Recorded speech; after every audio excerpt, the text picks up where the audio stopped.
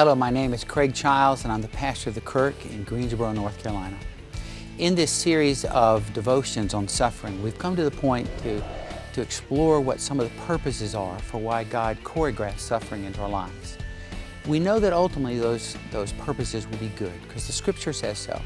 Romans 8:28 says, "For God causes all things to work together for good for those who love God and are called according to His purposes."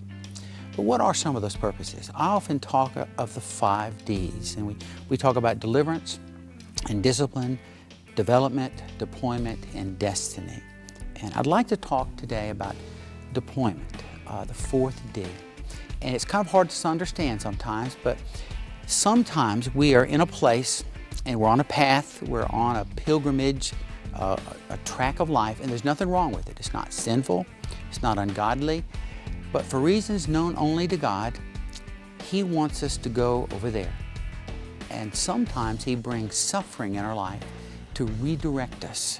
Not because this was wrong, but because He knows something that we don't. And we wouldn't choose that route, but He wants us there. The classic case in the Bible to think about is probably Joseph in the Old Testament. And if you'll try to remember Joseph, Joseph was, he had a great life in front of him. He was one of the favored sons of a land baron. His life was going to be good and bright, and calamity came into his life. Literally, his brothers, out of jealousy, sold him into slavery. And I've often thought what it would have been like to be in the back of that cart in chains, watching your life kind of fade away in the horizon, and talk to God. What are you doing, God? What did I do to deserve this? I don't understand. My whole life is passing away. Do something. And God didn't change it. And not only that, but he went down to Egypt and did a good job in Potiphar's house, got some responsibility. Potiphar's wife thought he was pretty sexy looking. She made a move on him.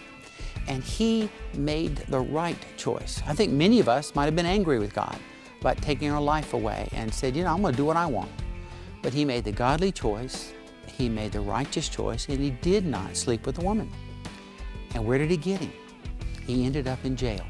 And I'm trying to think, if I'm Joseph, I'm down there in jail, and I'm talking to God. And so what is the deal? What is going on? I made the right choice. I did the thing that you wanted me to do, which was choose purity. And what did it get me? Are you asleep at the switch? I mean, I don't get it, God.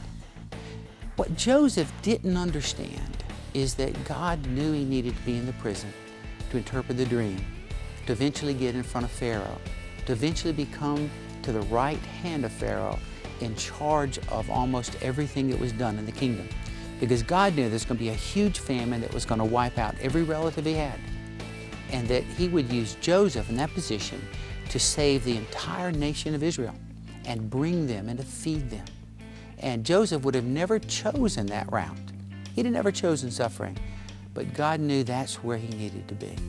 And there are times where God brings that into our lives to put us in a different place. I had a friend right out of seminary, and I started my first church, and this man discipled me. And I got more out of that 3 years of him discipling me than 100 years of seminary. And I asked him how he got into that business one day. And he said, I had this great business, and for reasons that nobody understands, it went bankrupt. And I said, God, what are you doing? And he directed me to disciple young pastors.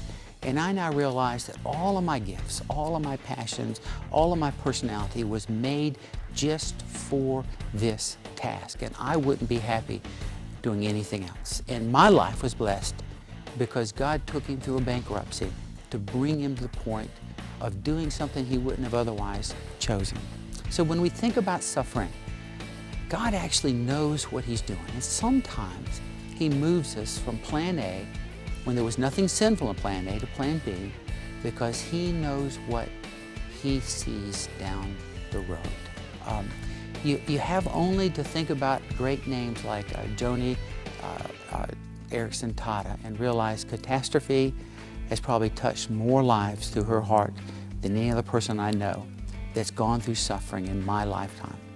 And God knows what he's doing. It's hard to understand when you're in the prison. It's hard to understand when you're a slave.